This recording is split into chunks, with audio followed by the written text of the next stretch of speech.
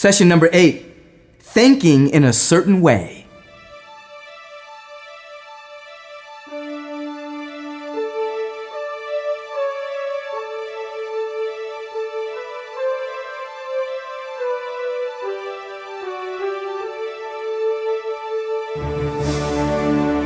Your life experience and the success of your life begins with you learning to think in a certain way.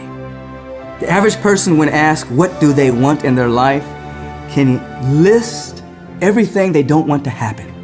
But very few people can begin to describe what they want to happen in their life. The law states it like this: you do not describe what you see what you describe. And as an individual can begin to describe the kind of life they want to live, begin to see it, begin to imagine it, begin to picture it, begin to visualize it, begin to let that description become alive within them, the universe can now bend itself around such description, and they will begin to demonstrate a life that is now worth living. When this is coupled with a real purpose, with an understanding that our purpose is really to reveal the face of God in a powerful and unique way, when that becomes internalized within our heart and within our soul, we become unstoppable because we have seen it, we've described it, we have felt it, we have believed it, and that belief becomes like a signal, and we draw it to us with ease, grace, and spiritual dignity. We must learn to think in a certain way. In session 8, Bob Procter is going to explain exactly what I mean. If we go right back to the premise that this entire program is built upon, Wallace Wattles said that you do not get rich by doing certain things, but you get rich by doing things in a certain way. Now I want you to really play with this mentally for a few minutes. You will find two people. Let's take two salespeople. They're working in the same office. They're working for the same sales manager. They're working in the same marketplace. They're selling exactly the same product at exactly the same price. One sells 25 times as much as the other one. How could that possibly be? And if you go out with them and sort of shadow them and watch what they do, you'd come back and you'd say, well, they're doing exactly the same things. And they are. But you don't get rich by doing things. You get rich by doing things in a certain way. You see, one is operating with the law and the other is going against the law. Now, if you mentally return to the 6th session that we've already covered and review the story of the man who formed a mental image of his house, and you're going to get a fair idea of the initial step toward getting rich. You must form a clear and a definite mental picture of what you want. You cannot transmit an idea unless you have it yourself. Make believe that you're a radio station, and infinite intelligence is the radio. What is the radio going to receive from you? It's only going to receive what you transmit. When you turn on your radio, the only message you can get on the particular frequency you're on is the message that's being sent out on that frequency. Well, you think on frequencies, and you transmit, and you're transmitting to infinite intelligence. You're transmitting images, thoughts to the infinite intelligence, and the only thing that you're going to get back is the picture that you send out. Build the picture in your mind for a moment as yourself as the stick person that you found in this program. See your head as your mind and everything from the neck down as being the body. Now remember, we put an imaginary line, a horizontal line from ear to ear, and everything above the horizontal line was your conscious mind. I think you'll remember one time I suggested that there be a funnel of energy flowing right into the crown of your head, and it's circulating down to and through you. It has no form. Now we're going to build the form. We're going to build the picture of what we want. We're going to see it in detail, every detail of what you want, the color, the size, the shape. Absolutely everything that you want about this particular concept is formed in your consciousness. Now, the second you let that move into your subconscious, you let yourself get emotionally involved, understand that's transmitting it to formless intelligence. That's right. When you let yourself get emotionally involved in an idea, you let the idea sink into the subjective mind, it will permeate and penetrate and fill every cell of your being, but it also is transmitted to formless intelligence. This is a beautiful concept, and the more you study this, the clearer it's going to become. You must have it before you give it. In other words, you've got to build the concept in your consciousness, and then you turn it over to formless intelligence, to the universal subconscious mind. And many people fail to impress the thinking substance because they have themselves only a vague and misty concept of the things they want to become, to do, or to have. Get it clear. Understand that there is a creative power. It's an unadulterated creative power that's flowing into your consciousness. It has no form, and you can give it form. You can see exactly what you want. It doesn't matter whether you've got the resources. It doesn't matter whether you've got the money or the people to help you. You have the godlike ability to build the picture of exactly what you want in your consciousness. And then you let that picture sink through that imaginary line that separates the conscious from the universal side of your personality. And as it sinks into your subconscious mind, you let yourself feel yourself full of that idea. You literally fill your mind with that idea. Now, it's not enough that you should have a general desire for wealth to do good with. Everybody has that desire. It's not enough that you should have a wish to travel, to see things, to live more. Everybody has those desires also. If you're going to send a telegram message to a friend, you would not send the letters of the alphabet in their order and let them construct the message for themselves. Nor would you take the words at random from the dictionary. You would send a coherent sentence, one which meant something. When you try to impress your wishes upon the thinking substance, remember that it must be done by a coherent statement. You must know what you want and be definite. Begin the transmission by saying, I am so happy and grateful now that every fiber of my being is vibrating in harmony with God's laws. I see myself becoming healthier and stronger and more vibrant every moment of every day. Or if it's wealth you want, I am so happy and grateful, and fill yourself with gratitude. I am so happy and grateful now that money comes to me in increasing quantities through multiple sources on a continuous basis. Or if it's more business you want, I am so happy and grateful now that business is coming to me in an abundant manner, everywhere, every day. Fill your mind with this picture, but you've got to see it in your conscious mind. See it with the eye of the one in your consciousness. You can never get rich or start the creative power into action by sending out unformed longings and vague desires.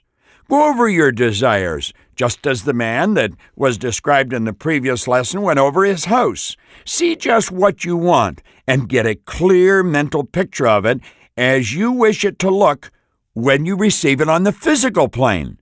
Now understand this, that you don't have to rush. It's not going to materialize maybe when you want it to materialize, but it must materialize. You go back to the second session and review the laws. We talked about the law of perpetual transmutation of energy. Energy is forever moving into form. What's moving into form in your life? The image that we're talking about right now, the good that you're filling your consciousness with. Do you remember when we talked about the law of gender? We pointed out that all seeds have a gestation or an incubation period. There's a period of time must elapse before this beautiful image materializes in your life. And understand this, it's in God's time, not your time. See, God never expresses himself other than perfectly. The imperfections in our life are brought about by our own thinking or our collective ways of thinking. Spirit never expresses itself other than perfectly. You want to fill your consciousness with the good that you desire. Let yourself get emotionally involved with it. So as we said, go over your desires just as the man did in the previous lesson, how we went over his house. See what you want and get a clear mental picture of it as you wish it to look when it materializes. Now let's get back to Waddell's words for a moment. As the sailor has the port toward which he is sailing in his mind, You must have a clear mental picture continually in your mind. You must keep your face toward it all the time. You must no more lose sight of it than the steersman lose sight of the compass. You see, there's going to be things happening in your life that aren't in harmony with this beautiful image. There's going to be people come into your life and they're going to give you negative suggestions. You're going to be reading newspapers, watching news broadcasts on television, or maybe hearing them on the radio. And you're going to hear stuff that is in direct opposition to your image. Reject those things. Remember, we talked about in the conscious mind, we have the ability to accept or reject. Reject it. Reject everything that isn't in harmony. I don't care how real it seems. It doesn't matter. It is not in harmony with your purpose. It's not in harmony with your picture, so you reject it. Now let's go back to Wattles. He said it's not necessary to take exercises in concentration, nor to set apart special times for prayer and affirmation, nor to go into silence, nor to do occult stunts of any kind. These things are well enough, but all you need to know is what you want, and to want it enough so that it will stay with your thoughts. Think for a moment. You may feel that I'm contradicting myself, but I'm really not. I'm talking about what you want. I previously talked about developing the ability to concentrate, and you should develop the ability to concentrate. Concentration increases amplitude of vibration. It gives more energy, focused energy towards what you want. But think of this. We're talking about what you really want. Do you remember when you fell in love? God, wasn't it beautiful? You remember the feeling in your stomach? You couldn't get the butterflies to fly in formation. I mean, everything was just so phenomenal. Do you remember? You do remember, don't you? I'm talking about you really fell in love. Did you have to get a note out to tell you to remind yourself to think of this person? No, you couldn't get the person out of your mind. You'd be driving down the street and their head would be like a hologram sitting out on top of the hood of the car. You're in love. Fall in love with the idea. Get an idea that fills your being, and then the idea will stay there. Now, you may be thinking, well, I can't really have that. You can have anything. That's what this program is all about. You can have anything you want. That's the beautiful part about being the human, creative being that we are. Now, Waddle says spend as much of your leisure time as you can in contemplating your picture. Isn't that what you did when you fell in love? You just wanted to see her or him, whichever it was. You wanted to be with them. You wanted to reach out and touch them. You could hear them talking every time a particular song played. They filled your consciousness. Well, that's what you want to do with this idea. Remember that you do not need to take exercise to concentrate your mind on a thing which you really want. You've got to remember that. And if you have to exercise your mind to remember this, perhaps you're not going after what you really want. You're probably going after something you think you can get. It's got to be what you want. Let your wants fill your mind. It's the things you do not really care about that require effort to fix your concentration upon them. Unless your desire to get rich is strong enough to hold your thoughts to the purpose, as the magnetic pole holds the needle of the compass, it will hardly be worthwhile for you to try and carry out the instructions given in this particular program. If you're having difficulty visualizing yourself really rich, you're probably trying to think of yourself with all kinds of money. Start thinking of what you're going to do with the money. It's much easier to get emotionally involved with the good that you can do with money. You'll often hear people say, well, I don't really want to get rich. I just want to help people. Well, Waddles puts it very well. You want to help people, you better get rich first, because the help you can provide cannot go beyond your physical presence unless you have lots of money. So let's visualize what we're going to do with the money. Let's see ourselves really rich. Now, the methods that we're presenting here are for people whose desire for riches is strong enough to overcome mental laziness and the love of ease. The more clear and definite you make your picture, and the more you dwell upon it, the stronger your desire will be. And the stronger your desire, the easier it will be to hold your mind fixed upon the picture of what you want. However, something more is necessary than merely seeing the picture clearly. If that is all you do, you are only a dreamer, and you will have little or no power for accomplishment. Behind your clear vision must be the purpose to realize it, to bring it out in tangible expression. You know, if you go to a website, giftsforyourmind.com, you will find an article there that I wrote on purpose, vision, and goals, and an MP3 that you can download. It won't cost you a nickel. Giftsforyourmind.com. And get the article on purpose, vision, and goals, because this idea of purpose is vital to your success. Behind this purpose must be an invincible and an unwavering faith that the thing is already yours, that it is at hand, and you have only to take possession of it. Your purpose is your reason for getting out of bed in the morning. You'll often hear people say, well, I get up because everybody gets up. That'd be a very good reason to stay in bed. Whatever you're doing, what everyone's doing, you're probably going in the wrong direction. Your purpose is your reason for living. And then you build a vision, and that's how you're going to execute your purpose. The vision, it's a multiplicity of goals, of long range. It's a long vision of what you're going to accomplish in your life, and it keeps you on purpose. And then you select the goal. You select the one thing that you want, and that's what we're talking about here. Now, if we come back to Waddles again, he said, live in the new house mentally until it takes form around you physically. In the mental realm, enter at once into full enjoyment of the things you want. And you'll remember the scripture. It comes from Mark 11:24 if you want to look it up. Whatsoever things ye ask for, when ye pray, believe that ye receive them, and you shall have them. Prayer is actually the movement that takes place between spirit and form with and through you. Spirit being the highest vibration, form being the lowest. Spirit always manifests through its polar opposite. So you see, spirit flows to and through us. We are an instrument to carry out God's will. And as this spirit power flows into our consciousness, we build the image. And then by holding that image, it's expressed with and through us. That's the way prayer is the movement that takes place between spirit and form with and through us. It's as Waddles points out, see the things you want as if they were already around you all the time. See yourself as owning and using them. Make use of them in your imagination. You know, I love that. Make use of them in your imagination. I have a sister-in-law, Pixie, has a little niece, Alexis. And Alexis' birthday was coming up, and Pixie asked her what she wanted for her birthday. So she told her she wanted this particular game.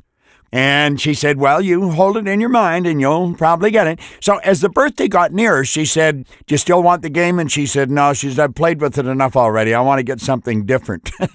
She was playing with it in her imagination. The little girl, little tiny child, she understands this. Sci Seminars is a phenomenal course. It's on the west coast of the United States. It's in Hawaii. It's in Korea and different places. In fact, you could look it up. It's just psiseminars.com. Well, at any rate, they run a program for children, and they do it a couple of times a year. They're phenomenal courses for personal growth.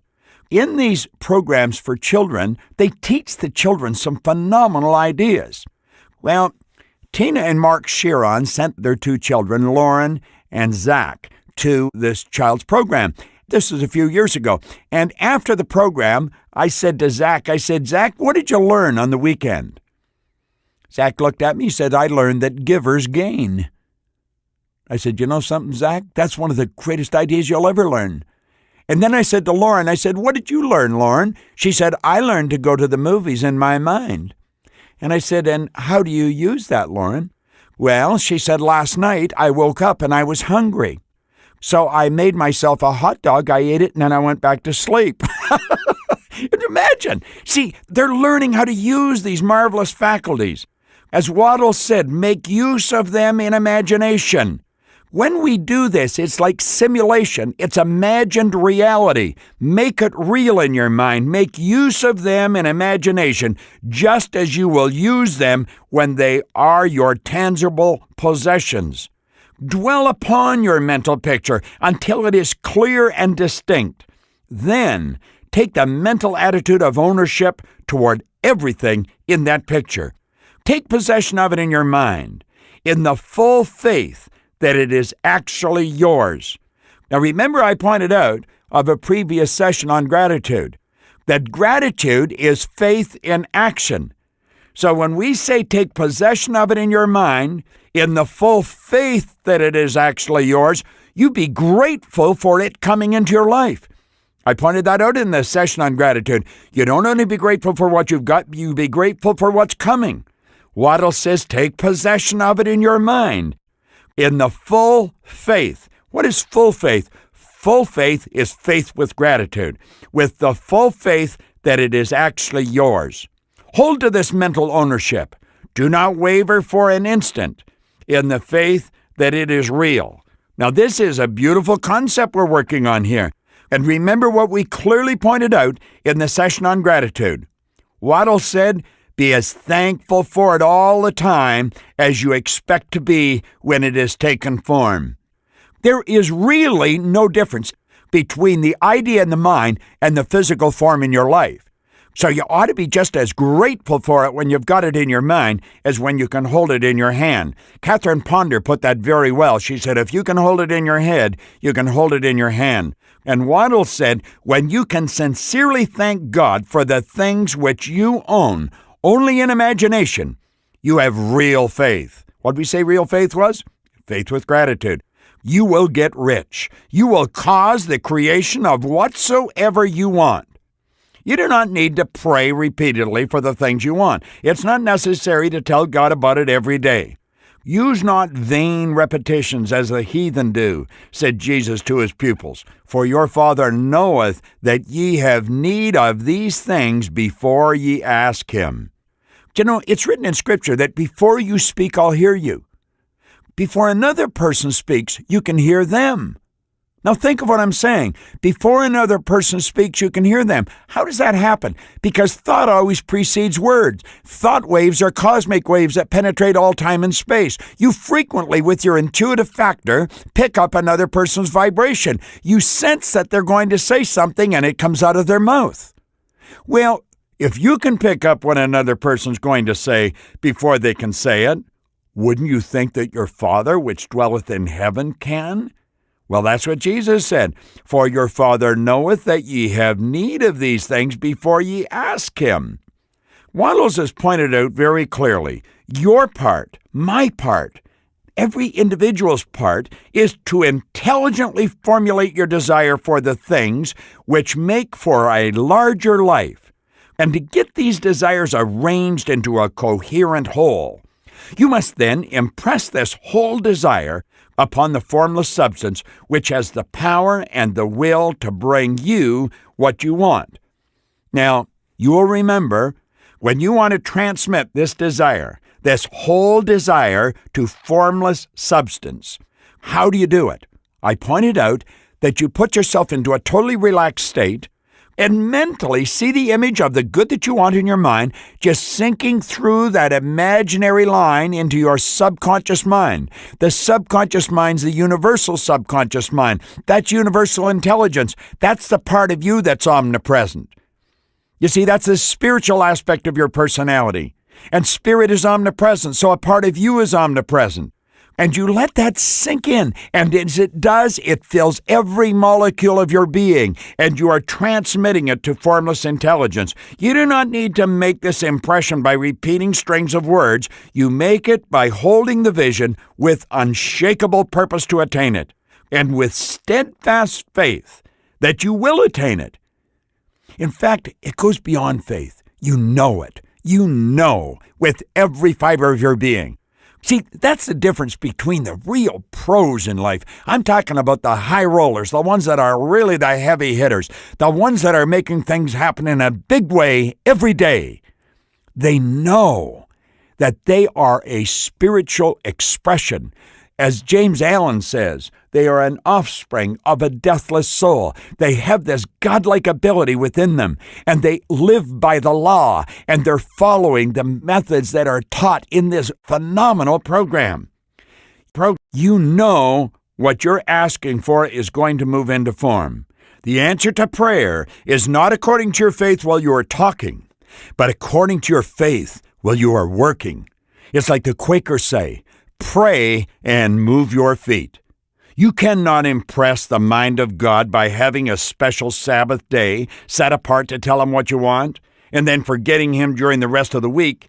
If you do not think of your prayer until the hour of prayer comes again, you cannot impress Him by having special hours to go to into your closet and pray. You've got to see this. It's got to be real. You've got to know what's happening.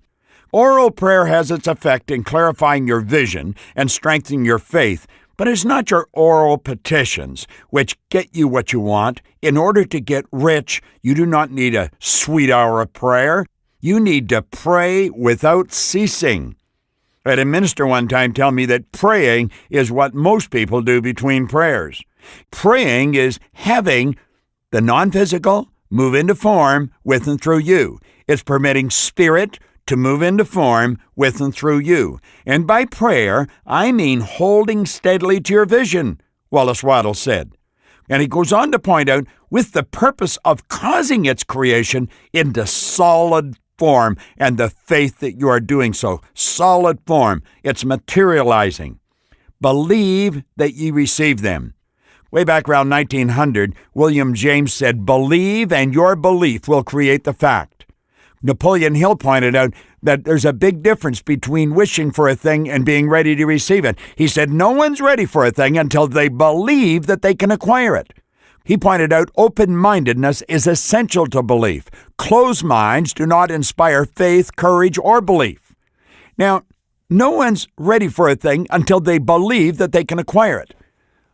My great mentor, who's gone now, God bless him, Leland Val Vanderwall, he taught me that our belief is based upon our evaluation of something.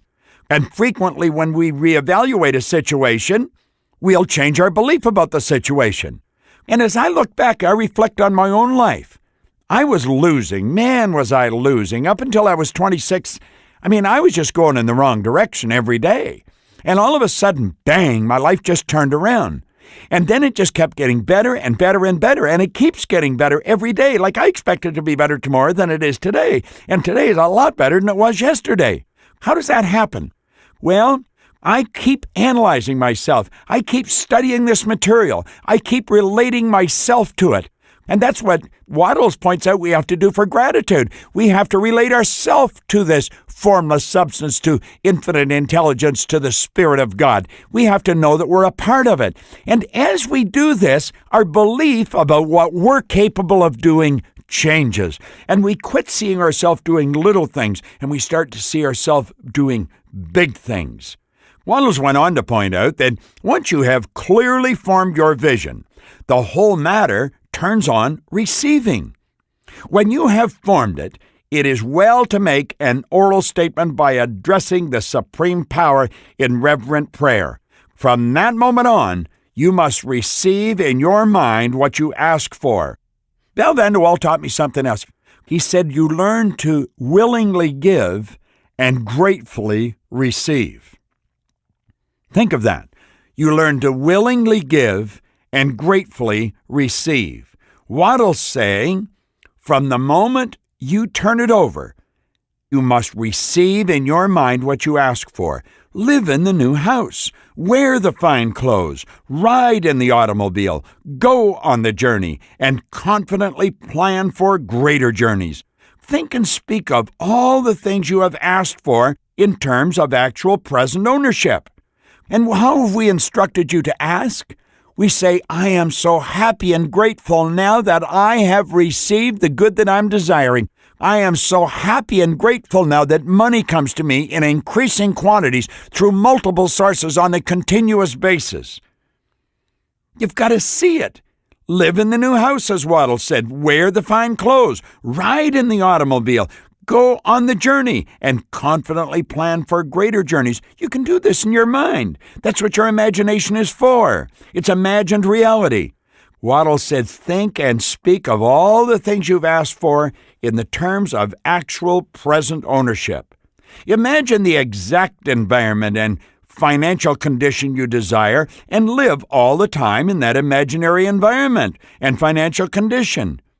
Mind, however, that you do not do this as a mere dreamer and castle builder. Hold to the faith that the imaginary is being realized and to the purpose required to realize it. You've got to stay on purpose. You've got to hold the image in your mind. You've got to live as if you physically got it. What did Thoreau say? He said, you will meet with success unexpected in common hours. I personally have found that generally we realize that it is manifest only in retrospect. It happens, and it happens in such a subtle manner that you just keep on going. Remember that it is faith and purpose in the use of the imagination which makes the difference between the scientist and the dreamer. And having learned this fact, it is here you must learn the proper use of the will. Now, in the next session, we're going to go on into the will, but I think it's vitally important that you review this lesson. Review it often. Review it over and over again.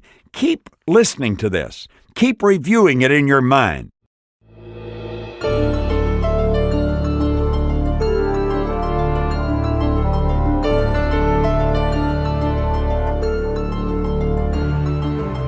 Let's take a look at the questions that have been prepared for this particular session. Here's the first one. What's the most important thing to do to make an impression on the thinking substance? That's a good one, and if you don't know it, you're stuck, but I know you do know it. So play with it. What is the most important thing to do to make an impression on the thinking substance? Here's the second one. What's the difference between the dreamer and the person who uses the imagination scientifically? I like that question. I'll bet you do too. Now here's the third one. Give your idea as to what constitutes a scientific use of the imagination. That'll provoke you to think for a minute. And finally, are you working with faith and purpose? I might add to that, are you working with whole faith and purpose? And what was whole faith? Isn't that great?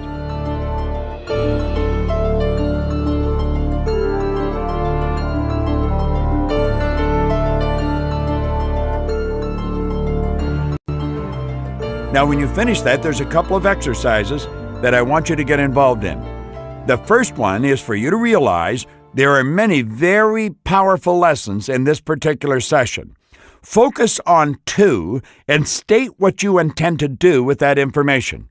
Now, I want you to think about it and get a pen and a pad out. If you're in your car right now or out for a walk, remind yourself as soon as you get back where there's a pen and a pad to sit down and actually write out two of the most powerful lessons that you've come across.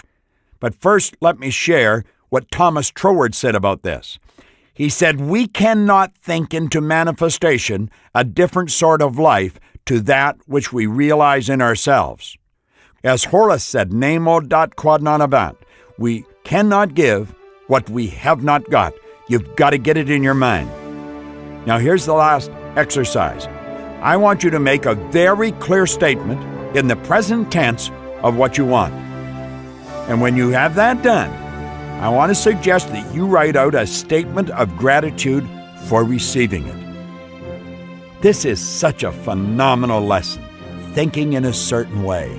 Let me close with the premise of the whole program, that you do not get rich by doing certain things. You get rich by doing things in a certain way. There's a significant difference there. This is Bob Procter, and thank you.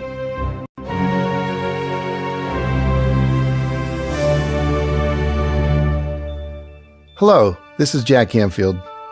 It's been clearly stated numerous places in this program by both Michael Beckwith and Bob Procter that you do not get rich by doing certain things. You get rich by doing things in a certain way. Genevieve Behrend, the author of Your Invisible Power, couldn't have said it better when she wrote, "Order is heaven's first law." It's absolutely essential that we bring order to our minds. As Wallace Wattles mentions in this session, you can never get rich or start the creative power into action by sending out unformed longings and vague desires. He went on to say, just as the sailor has the port toward him which he is sailing in his mind, you must have a clear mental picture continually in your mind. You must keep your face toward it all the time.